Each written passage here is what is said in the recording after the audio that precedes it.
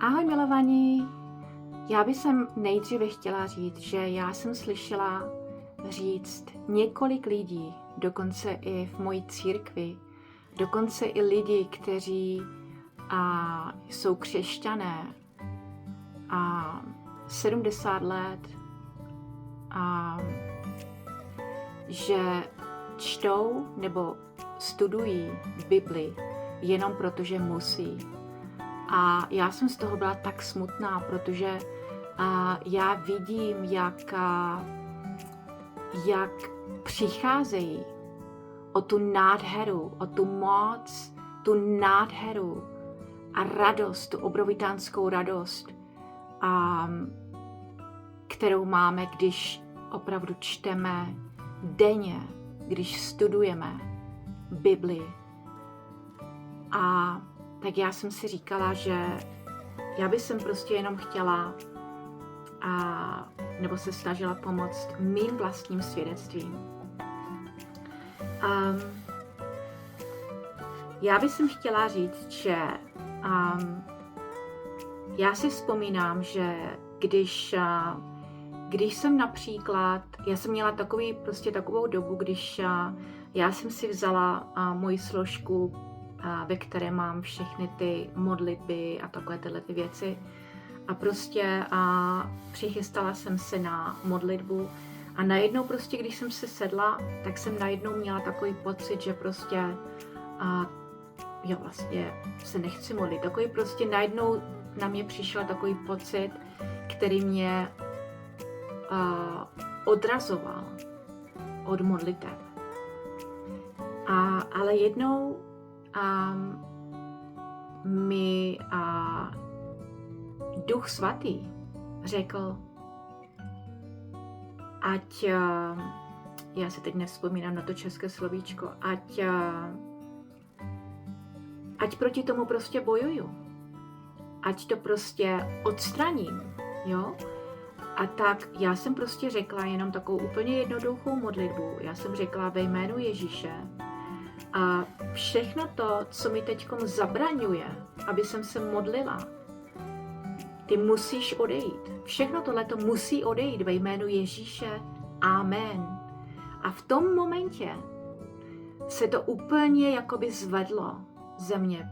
To bylo pryč, jako kdyby takové a odešlo to. Jo? A najednou jsem byla úplně jsem měla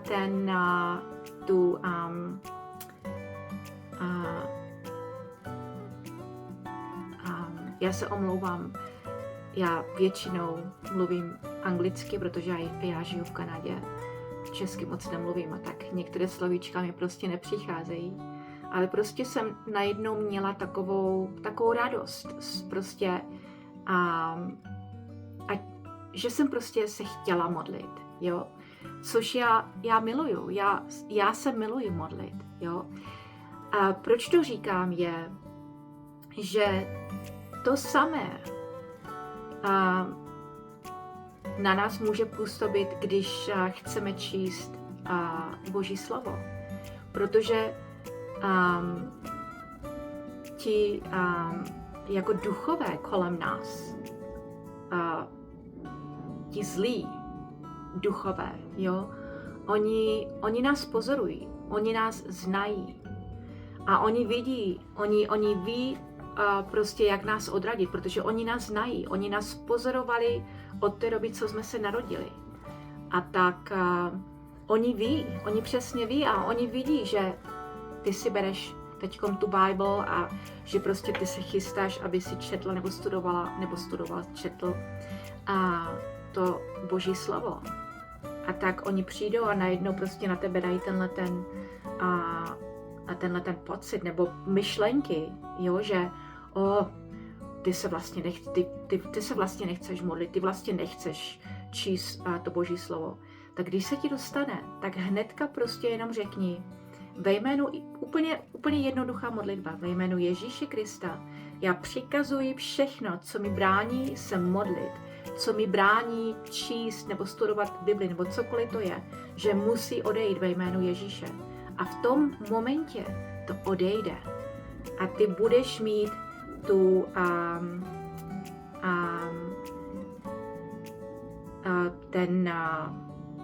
prostě ty budeš mít, ty budeš chtít potom číst tu Bibli. Ty se budeš chtít modlit, protože to je pro tebe radost, jo? No, tak já jsem to chtěla jenom sdílet. A taky bych chtěla říct, že by to taky mohlo být, že to staré ty se snaží přijít na ten povrch, jo?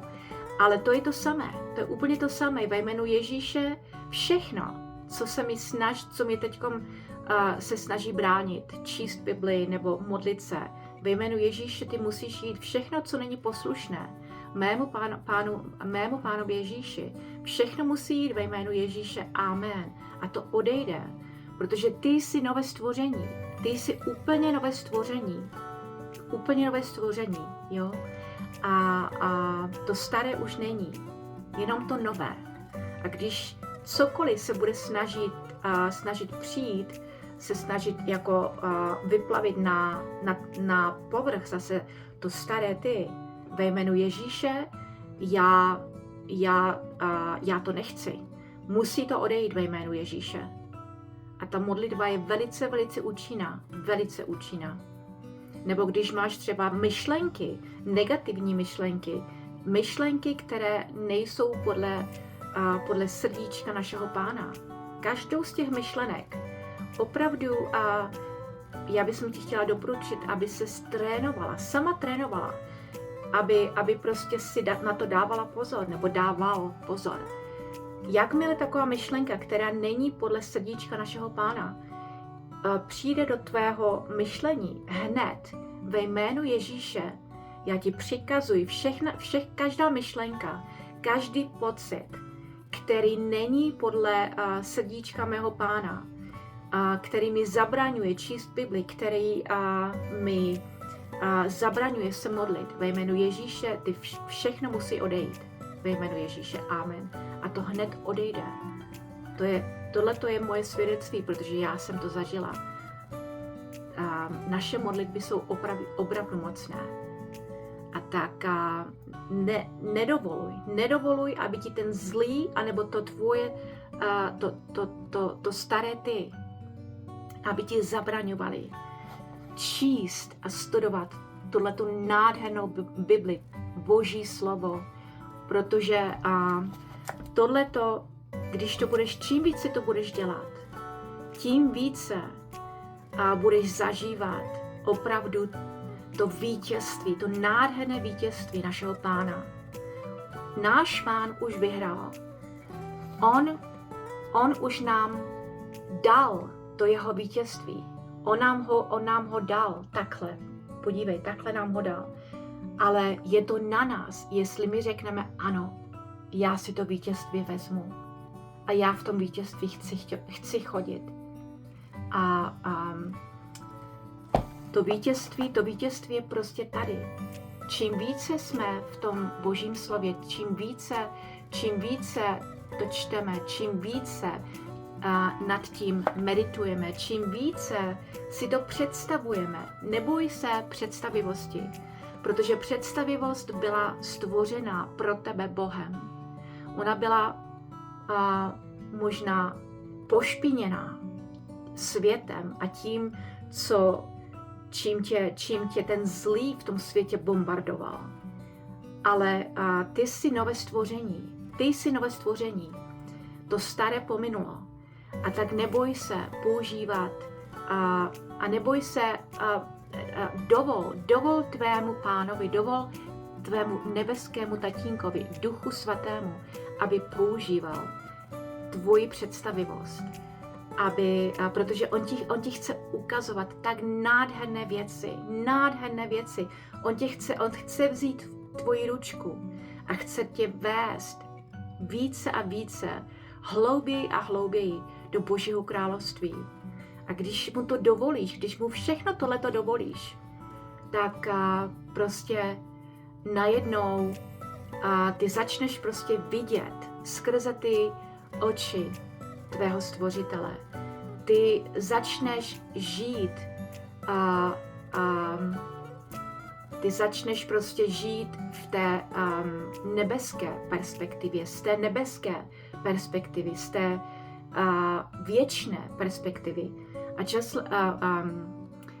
písmo říká, Pán nám říká, že ty jsi posazen nebo posazena v nebesích s Pánem Ježíšem a v Pánu Ježíši. To je, kdo jsi. A když tohleto všechno, co jsem ti říkala, budeš dělat, opravdu věrně dělat, tak ty opravdu budeš vědět, ty opravdu budeš žít z té pozice, že ty jsi v těch nebesích. Vysoko, vysoko nad tím zlým. Vysoko a on na tebe nebude už moci šáhnout. To je to vítězství. To je to vítězství. Čím více tohleto všechno budeš dělat, opravdu, tím více budeš opravdu žít v tom vítězství našeho Pána Ježíše. A čím více budeš opravdu v tom slově, tím více ti taky Duch Svatý bude pomáhat. On ti bude dávat takový prostě oheň, že ty chceš být v tom slově, že ty chceš vědět v tvém srdíčku pravdu, že ty chceš být více a více jako Pán Ježíš, že ty chceš opravdu ukázat skrze tebe, kdo opravdu Pán Ježíš je. Ty chceš najednou prostě, ty jsi úplně zapálená nebo zapálený tím, že prostě chceš, aby lidé kolem tebe znali toho pravého, nádherného, opravdového Pána Ježíše. Že ty chceš, aby všichni lidé kolem tebe chodili, poznali Pána Ježíše a chodili, žili v tom vítězství našeho Pána. Ty prostě, jak ty budeš dělat všechny tyhle ty věci, Duch Svatý ti bude pomáhat, on ti bude, on bude jakoby přidávat dřevo na to uhlí a ty budeš hořet více a více a více a více proto. A najednou prostě ty budeš, co já teďko už dělám, to je, já se prostě nemůžu odloučit od té Bible, já ji mám všude sebou, jestli jsem v práci nebo prostě kdekoliv jsem, protože to je tak nádherné, to je prostě, to je prostě můj život, Bible je můj život. Ježíš je můj život, on je to slovo. A prostě to je, my jsme už, já si nevzpomínám na to slovíčko, že prostě už nás nejde se rozdělit. Jo, já se opravdu omlouvám za tu češtinu, ale já se snažím a Pán mi tak mi pomáhá. Já jsem odešla z České republiky před více než 30 lety. A od té doby jsem mluvila opravdu většinou jenom buď německy, já jsem žila v Německu skoro 20 let. A od roku 2014 anglicky. Ale teď Pán mě vede k tomu, aby jsem mluvila více a více česky, prostě česky, aby jsem všechno to, co Pán mě učil, naučil a prostě aby jsem prostě mohla mluvit česky s tebou a s mými bratry a sestřičkami v České republice. Amen. Tak já ti žehnám s tímhletím vším